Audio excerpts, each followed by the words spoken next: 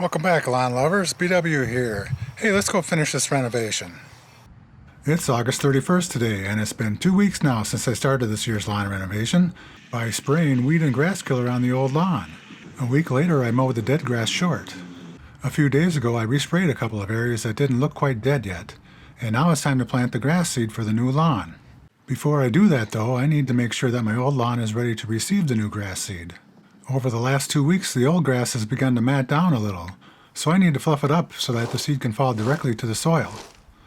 I'll get better germination and quicker establishment with better seed-to-soil contact that way. For this job, I'm going to use a plastic leaf rake. It's wide and covers a large swath, so I should be able to get the job done pretty quickly. I've used my backpack leaf blower in the past, and that worked pretty well. But there was an area in my last renovation that didn't seem to germinate as well as the rest of the renovation, so I'm going to try the rake this time. There are a couple of other things you might want to do at this time depending on your situation. If your soil is compacted, you may want to aerate the soil, and if you have a lot of thatch, you may want to dethatch it with a vertical mower. You can rent machines to do both of those jobs, or you can hire a lawn professional to do them for you.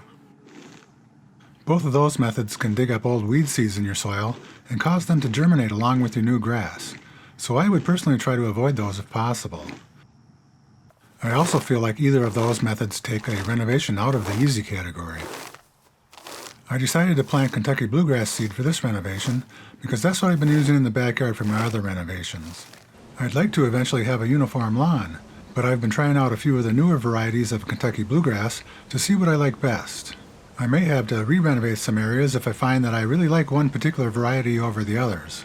The newer varieties of Kentucky Bluegrass are denser, darker in color, more disease-resistant, and lower growing than the old common varieties of bluegrass that were used in growing my old lawn. The varieties I've used so far are Midnight, Bewitched, and a mixture of Bewitched, Midnight, and Award Kentucky Bluegrass. This is all Bewitched that I planted in a shady area under a maple tree. I like it a lot. It grows well in shady areas, as well as in full sun, but a little bit thicker in full sun like all bluegrasses do. This is all Midnight Kentucky Bluegrass. It grows well in full sun, but it's susceptible to powdery mildew in shady areas. It's the thickest or densest grass I've ever grown. It's as dense as a carpet and feels luxurious to walk on in bare feet. Just look how thick that is.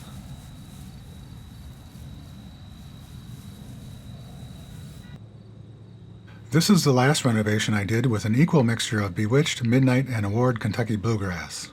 It's doing pretty well, but it just looks like a mixture to me. And one of the grasses in here looks a little bit yellower than the rest. I don't know if it's the Award Kentucky Bluegrass or if there's some other surprise that came in the mixture or what. I'll give it some more time and see how it goes.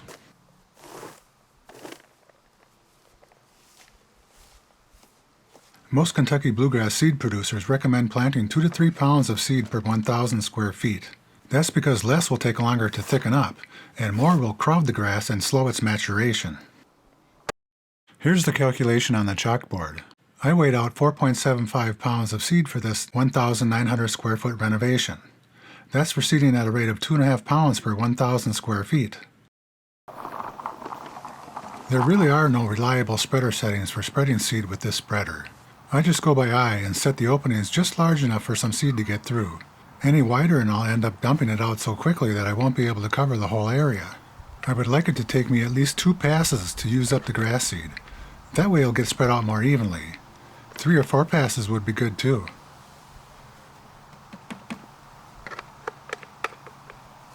I've decided to try another pure variety of Kentucky Bluegrass for this renovation called Blue Bank Kentucky Bluegrass. It's supposed to be very much like Midnight, but will do better in shady areas, and this just happens to be a shady area to try it in. I'm also planting this in the other part of this year's renovation, and that has full sun. It will take much longer for the grass to get established in the shady area, but it will fill in fully during the spring of next year when the days are so much longer. There's a lot to learn about the different varieties, and what varieties are available to the consumer. For the most part, Scott sells good seed directly to the consumer.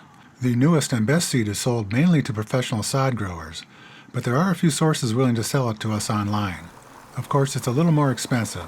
Just do some online searches and you'll find what you need. I also weighed out some starter fertilizer for new grass. This fertilizer has weed preventer in it. It's more expensive than fertilizer without, but it'll stop any crabgrass or broadleaf weeds from growing in your new grass. Crabgrass isn't a problem at this time of year in my area, so I could get by without the weed preventer. But then I would have to apply broadleaf weed killer later, so I just think it saves me some extra work and time to prevent the weeds now. Here's the calculation for the fertilizer. A 21.5 pound bag covers 5,000 square feet. 21.5 divided by 5 equals 4.304 pounds per 1,000 square feet. I need to cover 1,900 square feet, so 1.9 times 4.304 equals 8.2 pounds of fertilizer. For more information, watch my video titled, How Much Fertilizer to Use on a Small Lawn.